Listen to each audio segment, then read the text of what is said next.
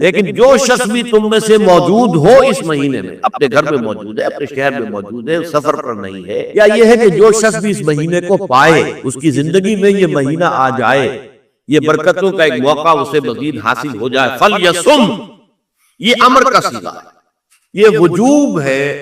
مطلقاً۔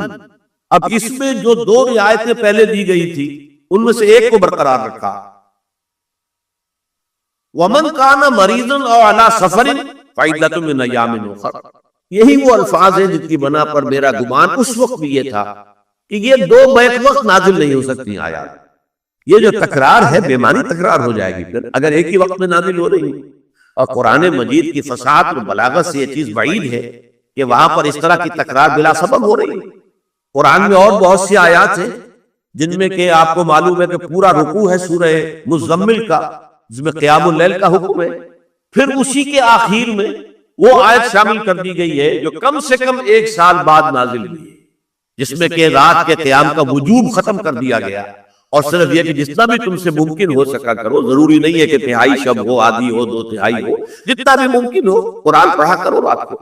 گویا کہ وہ فرضیت جو تھی قیام اللیل کی وہ ختم ہو گئی۔ اس حوالے سے وہ جو ناسخ ہے، منسوخ کرنے والی آیت بھی اس کے ساتھ ہی رکھ دی گئی تاکہ وہ جو اصل حکم تھا وہ بھی برقرار سامنے رہے، اور جس نے آ کر اسے منسوخ کیا وہ بھی برقرار رہے اور سامنے رہے۔ اسی طرح یہاں پر بھی یہ حکم آیا، کتنے عرصے کے بعد آیا یہ مجھے معلوم نہیں، لیکن یہ کچھ عرصے کے بعد آیا ہے کہ رمضان کا مہینہ وہ ہے کہ جس میں قرآن نازل کیا گیا۔ اب جو شخص بھی اس مہینے کو پائے اس پر لازم ہے کہ اس کے روزے رکھے۔ ہاں، من کان مریضا او علی سفر، جو شخص ہو مریض، بیمار ہو یا سفر پر ہو، فعدۃ من ایام اخر، تو وہ تعداد پوری کر لے دوسرے دنوں میں۔ یرید اللہ بکم الیسر ولا یرید بکم العسر، اللہ تمہارے ساتھ آسانی چاہتا ہے، سختی نہیں چاہتا۔ یہ اصل میں کیوں کہا ہے اس کی وجہ سمجھ لیجئے، آج بھی آپ کو اپنے ہاں ایسے لوگ مل جائیں گے جن کا تقویٰ کا تصور اتنا غلط ہو گیا ہے کہ 104 درجے کا بخار ہے، روزہ چھوڑنے کو تیار نہیں۔ بھلے آدمیوں، اللہ نے تمہیں ایک رخصت دی ہوئی ہے تو خامخواہ اپنے اوپر یہ شدت کیوں لے رہے؟ لیکن لیتے روزہ چھوڑنے کو تیار، روزہ قضا نہیں کرتے، سفر پر جا رہے ہیں اور روزہ قضا کرنے کو تیار نہیں۔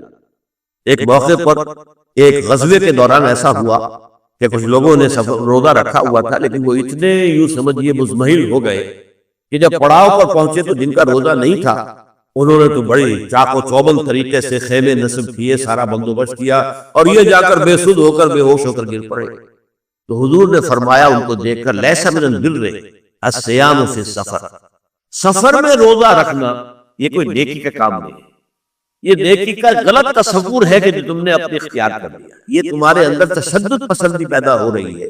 دین کے احکام میں جو مقصد ہے وہ کیا ہے؟ یرید اللہ بکم الیسر ولا یرید بکم العسر۔ اسی پر عمل کرتے ہوئے حضور نے فرمایا کہ جو بھی علماء دین ہیں یا جو رہنمایان دین ہیں ان کا کام کیا ہے؟ آپ نے فرمایا یسروا ولا تعسروا، دیکھو آسانیاں پیدا کرو، سختیاں پیدا نہ کرو۔ دین میں سختیاں پیدا کرنا بھی وہ اسر اور اغلال بن جاتا ہے کہ جس کو رفع کرنے کے لیے اور جس سے لوگوں کو، یہودیوں کو اور تمام اہل کتاب کو نجات دینے کے لیے اللہ تعالیٰ نے اپنے رسول محمد صلی اللہ علیہ وسلم کو بھیجا۔ وَيَضَعُ عَنْهُمْ إِصْرَهُمْ وَالْأَغْلَالَ الَّتِي كَانَتْ عَلَيْهِمْ، یہ جہاں وہ نیکی کا حکم دیتے ہیں، بدی سے روکتے ہیں، پاکیزہ چیزوں کو حلال ٹھہراتے ہیں اور خبیث چیزوں کو، ناپاک چیزوں کو حرام قرار دیتے ہیں، وہی وہ لوگوں کے اوپر سے وہ بوجھ بھی ختم کرتے ہیں کہ جو انہوں نے خام خواہ اپنے اوپر لاد دیے۔ تو ان میں سے یہ بھی ہے کہ یہ نیکی کا کام نہیں ہے کہ آپ سفر میں ہیں اور روزہ رکھیں۔ یرید اللہ بکم الیسر ولا یرید بکم العسر